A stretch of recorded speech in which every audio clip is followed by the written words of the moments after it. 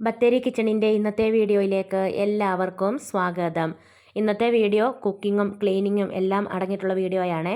കുറച്ചധികം ക്ലീനിങ് ഉണ്ട് 2 ദിവസമായിട്ട്. അപ്പോൾ ഞാൻ ക്ലീനിങ് തുടങ്ങുന്നതിൻ്റെ തലേ ദിവസം വൈകിട്ട് കുറച്ച് മോരുകറി ഉണ്ടാക്കി വെക്കുവാണ്. അപ്പോൾ തൈര് എടുത്ത് നോക്കിയപ്പം നല്ല പുളി. അതിനകത്തേക്ക് ഒരു അര ഗ്ലാസ് പാലും കൂടെ ഒഴിച്ചിട്ട് ഒന്ന് ഇളക്കിയിട്ട് അത് വെക്കുകയൊന്നും വേണ്ട, അന്നേരം തന്നെ മോരുകറി ഉണ്ടാക്കി എടുക്കുക കേട്ടോ.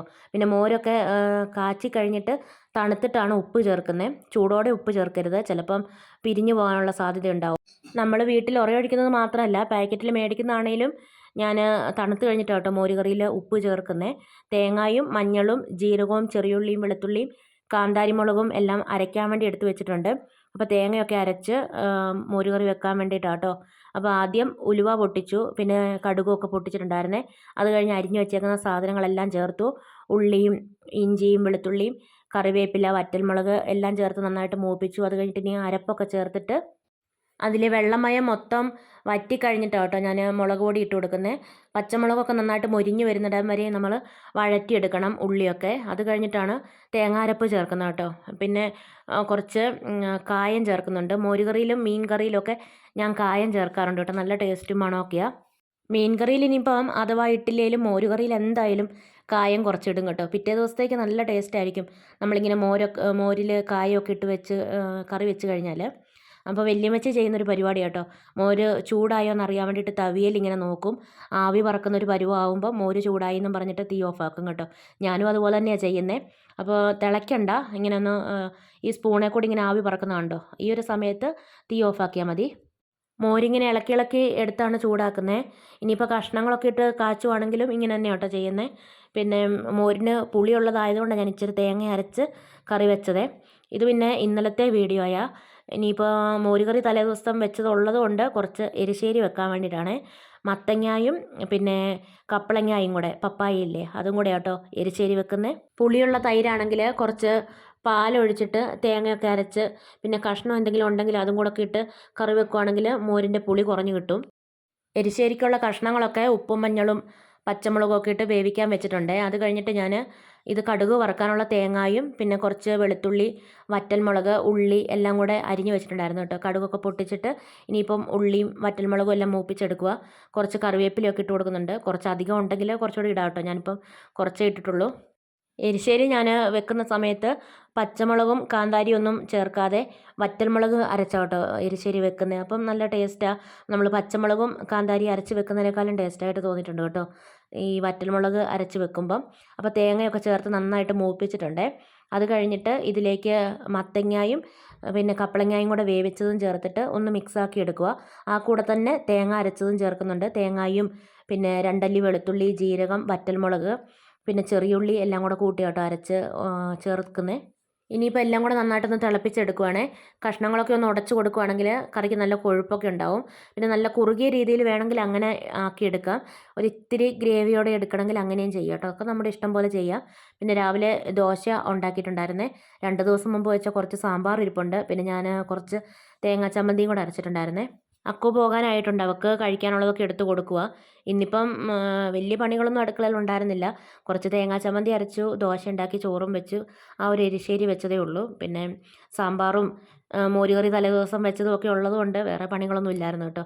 അങ്ങനെ വേഗം പണികളൊക്കെ അടുക്കളയിൽ തീർത്തതിന് ശേഷമാണ് ക്ലീനിങ്ങിനൊക്കെ വേണ്ടി നിൽക്കുന്നത്. ക്ലീനിങ്ങിനൊക്കെ നിൽക്കുമ്പോൾ അടുക്കളയിലെ പണികളൊക്കെ ഒതുക്കി പിന്നെ വീട്ടിൽ ആരും ഇല്ലാത്ത ദിവസമൊക്കെ നോക്കിയിട്ടോ ഞാൻ ഇങ്ങനത്തെ പണിക്കൊക്കെ നിൽക്കുന്നത്. അകത്തെ പണികളൊക്കെ 2 ദിവസം കൊണ്ട് കഴിഞ്ഞു, ക്ലീനിങ് ഒക്കെ. ഇനിയിപ്പം പുറത്ത് ചിലന്തി വലയൊക്കെ തൂക്കാനുണ്ട് കേട്ടോ. അതിന് വേറൊരു ദിവസം ചെയ്യണം.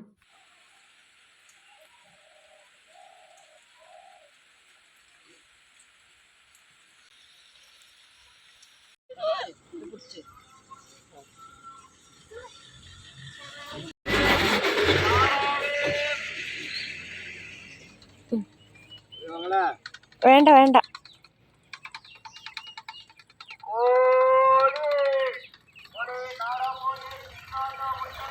രാവിലെ ചെറുതായിട്ടൊരു മഴ ചാറിയതുകൊണ്ട് അലക്കിയ തുണികളൊക്കെ ഞാൻ വർക്ക് ഏരിയ വിരിച്ചിട്ടു. പിന്നെ യോഗയ്ക്കൊക്കെ പോയി 10:30 തിരിച്ച് വന്നപ്പോൾ എന്നിട്ട് ഞാൻ ഭക്ഷണമൊക്കെ കഴിച്ചേച്ച് 11 മണിയായി ക്ലീനിങ് ഒക്കെ തുടങ്ങിയപ്പം. ഇനിയിപ്പോൾ വേഗം വേഗം ചെയ്യണം. അപ്പോൾ ആദ്യം സ്റ്റെയറിൻ്റെ അടിവശത്തെ സാധനങ്ങളൊക്കെ എടുത്തു മാറ്റി അവിടെയൊക്കെ തൂത്തുവാരി തുടച്ച് വൃത്തിയാക്കുക. എന്നിട്ട് അരി ബക്കറ്റൊക്കെ കഴുകിയിട്ട് അരിയൊക്കെ ഇട്ട് വെക്കാനും അങ്ങനെ കുറച്ച് പണികളൊക്കെ ഉണ്ട്. സ്റ്റെയറിൻ്റെ അടിയിൽ അരിയും പച്ചരിയും ഗോതമ്പും ഒക്കെ വെക്കുന്നത്. പിന്നെ അലക്കാനുള്ള തുണിയും ബക്കറ്റിൽ ആക്കിയിട്ട് അതും സ്റ്റെയറിൻ്റെ അടിയിൽ തന്നെ ആട്ടോ വെക്കുന്നത്. അപ്പോൾ ഇതാ അരി ബക്കറ്റ്, ഇതിനകത്ത് കുറച്ച് അരിയുണ്ട്, അതെടുത്ത് മാറ്റിയിട്ട് കഴുകിയിട്ട് വേണം. ഇതിൻ്റെ കൂടെ വേറെ കുറച്ച് അരി കൂടി ഇടാനുണ്ട് കേട്ടോ. എല്ലാം ഒരേ വേവാണ്, റേഷൻ അരി അല്ലേ. അപ്പോൾ എപ്പോഴും കടയിൽ നിന്ന് കിട്ടുന്ന അരിയൊക്കെ ഒരേ വേവായിരിക്കും. അപ്പോൾ എല്ലാം കൂടെ ഒന്നിച്ച് അങ്ങനെ ആക്കി ഇടണം. പിന്നെ ഫ്രിഡ്ജൊക്കെ വൃത്തിയാക്കിയിട്ടുണ്ടായിരുന്നു കേട്ടോ. ഫ്രിഡ്ജിലെല്ലാം അടുത്ത് അടുക്കി പറക്കിയൊക്കെ വെച്ചു. അത് കഴിഞ്ഞിട്ട് ഇനിയിപ്പോൾ ജനലൊക്കെ ഒന്ന് പൊടിയൊക്കെ തട്ടി ഒന്ന് തുടയ്ക്കണം. സാധാരണ ഞാൻ ചേട്ടായും പിള്ളേരും ഒക്കെ പോയി കഴിഞ്ഞിട്ടാണ് കല്ല് വെച്ച് അലക്കാനുള്ള തുണികളൊക്കെ അലക്കുന്നത്. ഇന്നിപ്പോൾ രാവിലെ അടുക്കളയിൽ വലിയ പണികളൊന്നും ഇല്ലായിരുന്നത് കൊണ്ട് ഞാൻ കല്ല് വെച്ച് അലക്കാനുള്ള തുണികളൊക്കെ അലക്കി. പിന്നെ കൈക്കിള തുണിയൊക്കെ പുഴുങ്ങി അലക്കി എല്ലാം വിരിച്ചൊക്കെ ഇട്ട് കേട്ടോ. ഇനിയിപ്പോൾ ക്ലീനിങ് നമ്മൾ ഒറ്റയ്ക്ക് അല്ലേ ചെയ്യുന്നത്, വേറെ ആരും സഹായിക്കാനൊന്നും ഇല്ലാതൊക്കെ ആകുമ്പോൾ നമുക്കിതുപോലെ നമ്മളെക്കൊണ്ട് പറ്റുന്ന പോലെ 1 2 റൂം, ഒരു ഹോള് അങ്ങനെയൊക്കെ ആക്കിയിട്ട് തരം തിരിച്ചിട്ട് ചെയ്യാം കേട്ടോ. ഇന്നിപ്പോൾ ഞാൻ ഈ ഒരു ഹോളും പിന്നെ ഈ ഹോളിലിരിക്കുന്ന സാധനങ്ങളൊക്കെ ഒന്ന് ചുക്കിലിയൊക്കെ കളഞ്ഞ് തുടച്ച് വൃത്തിയാക്കി വെക്കുക. പിന്നെ ആ സ്റ്റെയറിൻ്റെ അടിവശവും വൃത്തിയാക്കി. അത്രയൊക്കെ തന്നെ ഇന്ന് ചെയ്തിട്ടുള്ളൂ കേട്ടോ.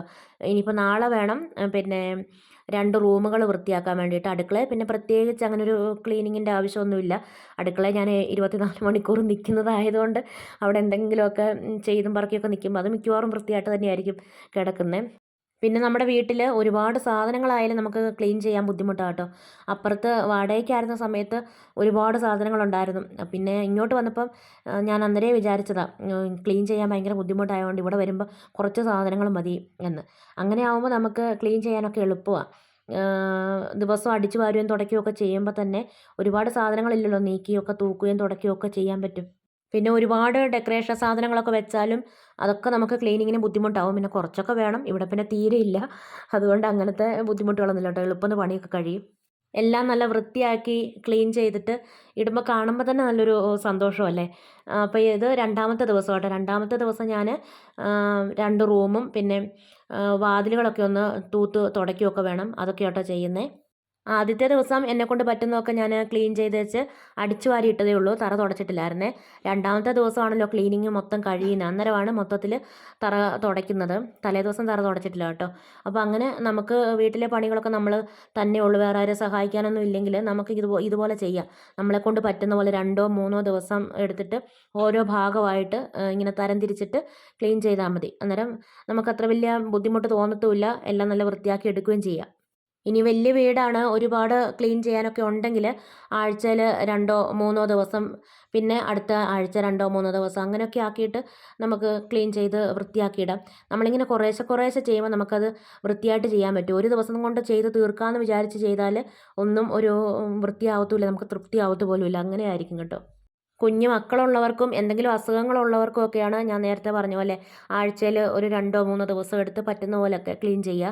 അത് കഴിഞ്ഞിട്ട് അടുത്ത ആഴ്ച 2 3 ദിവസം എടുത്തിട്ട് അങ്ങനെ 2 ആഴ്ച കൊണ്ട് തന്നെ നമുക്ക് എല്ലാ ഭാഗവും നല്ല വൃത്തിയായിട്ട് കുറഞ്ഞ സമയം കൊണ്ട് തന്നെ ചെയ്ത് തീർക്കാമല്ലോ. ജനലിൻ്റെ കർട്ടനൊക്കെ ഞാൻ കഴിഞ്ഞ ദിവസം വെയിലുള്ളപ്പം എല്ലാം അലക്കി ഉണക്കിയതാണ് കേട്ടോ. അതുകൊണ്ട് ഇന്നിപ്പോൾ അത് മാറ്റിയിട്ടൊന്നുമില്ല. ഇനിയിപ്പോൾ ക്ലീനിങ് എല്ലാം കഴിഞ്ഞിട്ട് ബെഡ്ഷീറ്റ് മാറ്റണം. പിന്നെ ഞാൻ ഈ കട്ടിലൊക്കെ വലിച്ച് മാറ്റിയിട്ട് അവിടെയൊക്കെ അടിച്ചു വാരി തുടച്ച് വൃത്തിയാക്കുന്നുണ്ട് കേട്ടോ. ഞാനും പിള്ളേർ 2 പേരും ചെറുതായിരുന്ന സമയത്തൊക്കെ ഒരു റൂം ഒരു ദിവസം, അപ്പോൾ നമുക്ക് 1 മണിക്കൂറൊക്കെ മതിയാവും വൃത്തിയാക്കാൻ വേണ്ടിയിട്ട്. പിന്നെ അടുത്ത റൂം ഒരു ദിവസം അങ്ങനെ മാറ്റി വെക്കും. ചിലപ്പോൾ 2 ആഴ്ച കൊണ്ടൊക്കെ ആയിരിക്കും ഈ പറഞ്ഞ പോലെ തീരുന്നത്. നമ്മൾ ക്ലീൻ ചെയ്യണം എന്ന് വിചാരിക്കുന്ന ദിവസം ചിലപ്പോൾ പിള്ളേർ എന്തെങ്കിലുമൊക്കെ വഴക്കുണ്ടാക്കി സമ്മതിക്കുകയില്ല, അങ്ങനെ എന്തെങ്കിലുമൊക്കെ കാരണങ്ങളുണ്ടാവും. അപ്പോൾ 2 ആഴ്ച കൊണ്ടൊക്കെ കുറച്ച് സമയമൊക്കെ എടുത്ത് അങ്ങനെയൊക്കെ ആയിരുന്നു കേട്ടോ ക്ലീൻ ചെയ്തുകൊണ്ടിരുന്നത്. ഇപ്പോൾ പിന്നെ എന്നെ ആരും ശല്യപ്പെടുത്താനൊന്നുമില്ലല്ലോ, എല്ലാവരും സ്കൂളിലൊക്കെ പോയി. പിന്നെ ചേട്ടായി ജോലിക്കും പോയി കഴിഞ്ഞാൽ ഞാൻ തന്നെയല്ലേ ഉള്ളൂ. ഞാൻ വിചാരിക്കുന്ന പോലെ എനിക്ക് ക്ലീൻ ചെയ്യാമല്ലോ. 2 ദിവസം അടുപ്പിച്ച് അല്ലെങ്കിൽ 3 ദിവസം അടുപ്പിച്ച് ചെയ്യാമെന്ന് വിചാരിച്ചാൽ പറ്റും. പിന്നെ പണികളൊക്കെ തുടങ്ങാനല്ലേ ഒരു വിഷമം, തുടങ്ങിക്കഴിഞ്ഞാൽ പിന്നെ വേഗം അങ്ങ് ചെയ്യുമല്ലോ. പിന്നെ പാട്ടൊക്കെ കേട്ടുകൊണ്ട് ഇങ്ങനെ ക്ലീനിങ്ങിൻ്റെ പണികളൊക്കെ ചെയ്യുകയാണെങ്കിൽ നമുക്കൊരു മടിയില്ലാതെ ചെയ്യാൻ പറ്റും കേട്ടോ. പിന്നെ അലമാര, മേശ, ഫ്രിഡ്ജ് അങ്ങനെ എല്ലാം ഞാൻ തുടച്ച് വൃത്തിയാക്കിയിട്ടുണ്ടായിരുന്നേ. പിന്നെ എല്ലാം ഒന്നും ഞാൻ വീഡിയോ എടുത്തില്ല, ഞാൻ പറഞ്ഞില്ലേ 2 ദിവസം കൊണ്ട് എല്ലാം ചെയ്ത് തീർക്കാൻ വേണ്ടി വിചാരിച്ചത് കൊണ്ട് വീഡിയോ എടുക്കൽ കുറച്ചിട്ട് പണികളൊക്കെ കൂടുതൽ ചെയ്യുമായിരുന്നു കേട്ടോ. ചേട്ടാ അത് കുത്തുവേ. അതെ,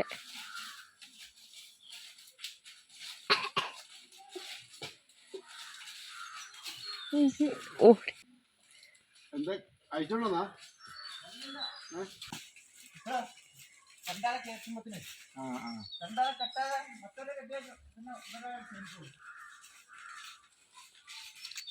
തിപ്പല്ലി ഇവിടെ ഉണ്ടായത് കേട്ടോ. ഇത് മരത്തിൽ കയറ്റി വിടാനുള്ള സൗകര്യം ഇല്ലാത്തത് കൊണ്ടാണ്. മരത്തിൽ കയറ്റി വിടാൻ പറ്റുമെങ്കിൽ നല്ലപോലെ കായ്ക്കും. അപ്പോൾ ഇത് പറിക്കുകയോ ഉണക്കുകയൊക്കെ ചെയ്യുമ്പോൾ ഞാനിനി നല്ലതായിട്ട് വീഡിയോ ഒക്കെ എടുത്ത് കാണിക്കാം കേട്ടോ. അപ്പോൾ ഇന്നത്തെ വീഡിയോയും വിശേഷങ്ങളൊക്കെ ഇവിടെ നിർത്തുകയാണ്. വീഡിയോ കണ്ട് ഇഷ്ടമാവുകയാണെങ്കിൽ സബ്സ്ക്രൈബ് ചെയ്യാനും ലൈക്ക് ചെയ്യാനും ഷെയർ ചെയ്യാനും കമൻറ്റ് ചെയ്യാനൊന്നും മറന്നു പോകരുതേ. നാളെ പുതിയൊരു വീഡിയോയുമായി നമുക്ക് വീണ്ടും കണ്ടുമുട്ടാം.